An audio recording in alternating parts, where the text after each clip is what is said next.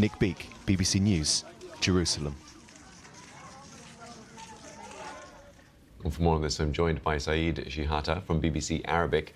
Saeed, what more can you tell us about this attack that killed those civilians queuing for water, including children? According to eyewitnesses, they said there is a drone fired a missile at this site where people, including children, were waiting to fill their containers with water. So at least 6 children were killed and 10 people all in all. So, and it's not the first incident. There is many incidents before happens. A few days ago, there is children and women were killed in another attack in front of a clinic, also in central Gaza at that time, at this in Deir al-Balah, and in front of a clinic run by American aid-based organization called Project Hope.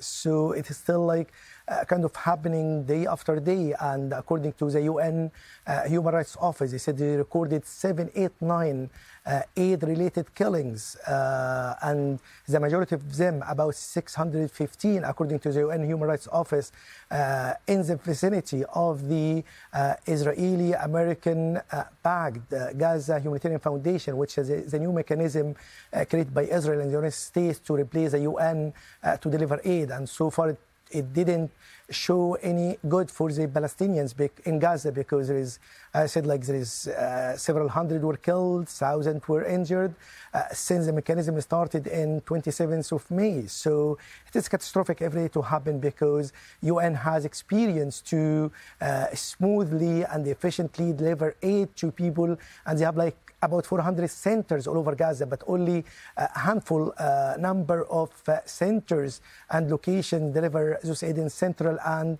south of Gaza, and are not enough. So they need more aid in Gaza. So situation is regrettable. And Israel said, as they said before, it was a mistake, it's under review. But the end is, or the result is more people are killed every day. And this is the reason there is a pressure from the international community to reach a deal in order to stop the massacre happening day after day, even by mistake or intentionally. But the result is people are suffering, they need more aid. Incredibly desperate, as you're alluding to. It really is getting quite desperate there. Is there been any movement then on a possible ceasefire? We know that informal talks have continued. The problem is the reports coming from Qatar, and especially from Hamas. There is some optimism, some pessimism, around that, because there is many differences between Israel and Hamas. You know, Israel presented like some maps with redeployment of their forces in Gaza, but it shows like about more than 40% will be under the control of the Israeli forces, will not be accepted by Hamas. So they delivered and they present other maps, but it's not discussed yet or still in the Hamas hands. In addition to that, you know, Hamas conditioned the full withdrawal of the Israeli forces from Gaza, and it's the second stage of the January deal, which was supposed to start, you know, after 2nd of March, but the Israeli didn't commit to that. And this is the reason they resumed the war on 18th of March.